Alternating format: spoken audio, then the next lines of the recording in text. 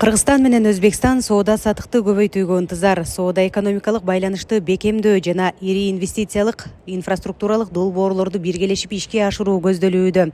Ушул жана башка маселелерди Акылбек Жапаров Өзбекстандын президенти Шавкат Мирзиёев менен жолукканда талкуулады.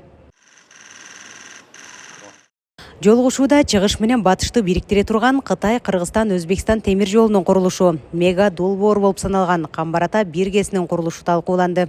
Президент өзү мындайча айтканда өзүнүн ошо бүгүнкү күндө Камбар-Ата ГЭСти курганга кандай мындайча айтканда каалоосу бар экенин көрсөттү да. Ошол да өзүнүн ошо жерден энергетика министрине, вице-премьер-министрине тапшырма берди. Бүгүнкү күндө аягына чейин чыккыла 3 мамлекет ошо ГЭСти курганга ошол 10-июнда, 10-11-июнда Венада мындайча айтканда келишимге кол коюш керек депчи.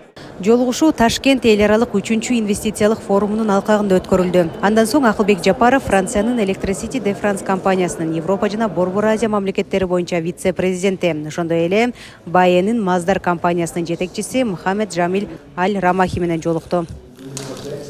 Жолугушууда биргелешкен энергетикалык долбоорлорду ишке ашыруу талкууланды.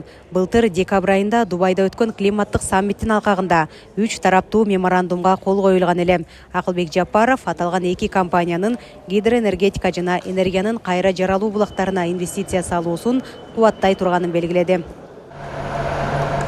Эртең Акылбек Жапаровдун Европа реконструкция жана өнүктүрүү банкынын президенти менен жолугушуусу күтүлүүдө. Ошондой эле Кыргыз-Өзбек өкмөттөр аралык комиссиясынын отурумуна катышат. Жазгүл Сейдахматова, Бекзат Машрапов, ЛТР, Өзбекстан, Ташкент шаары.